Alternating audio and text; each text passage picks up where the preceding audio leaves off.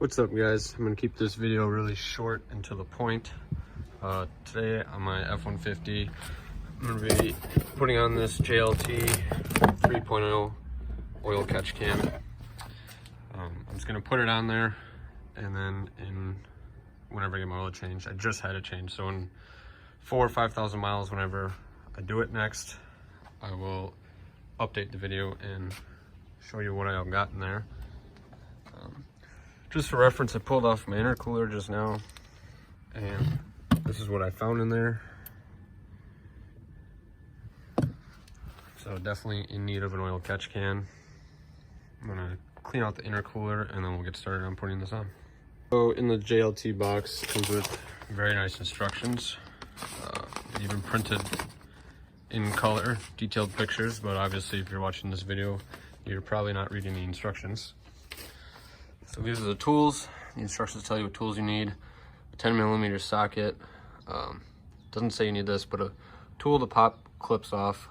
A Phillips screwdriver. I grabbed a flathead just in case. And a drill. First thing, take the 10mm off there, 10mm off here to take the engine cover off. I've already loosened mine.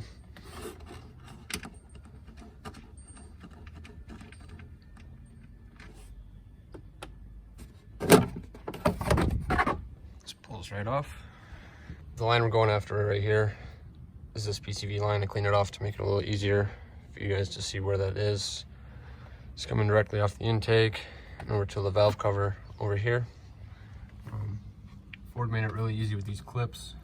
This little pin right here, if you can see that, you're just gonna want to push that up, kind of off to the side, and the line will pull right off.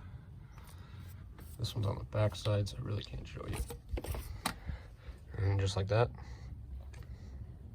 Next, we're going to pop this wire harness off the battery tray here. If I can do this one-handed. Just like that. You're going to take the bracket. I found a drill bit that fits through the hole. You're going to line up this first hole with where you pulled this pin out right here. Line this up straight and then obviously drill through the battery box where the second hole is on the bracket. I honestly don't know what these are called, but these are going to slide onto the battery box so that you can then take these bolts, put it through the bracket, and they'll screw into these.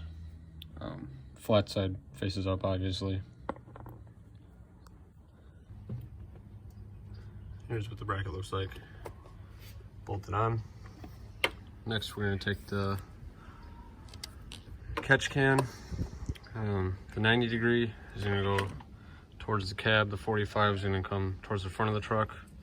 There's 2 screw holes in here, 2 screw holes in the bracket, and 2 Phillips screws. Kind of self-explanatory. Catch can screwed on the bracket. The hose with the 45 are routed underneath this tube here, and this is going to go on the intake just like that. The other one I routed underneath this boost tube, and that one's going to go on the manifold. Sorry, it's going to go on the valve cover, and these just push on. And that's it. All right. I was making the video on the JLT oil separator. It's now January, so it's been a few months since I put it on. I really have not been driving the truck. I've only got maybe 3,000 miles on since I put it on, but it's been really cold out. It's kind of snowing right now, so I'm just gonna check it, see how well it's working.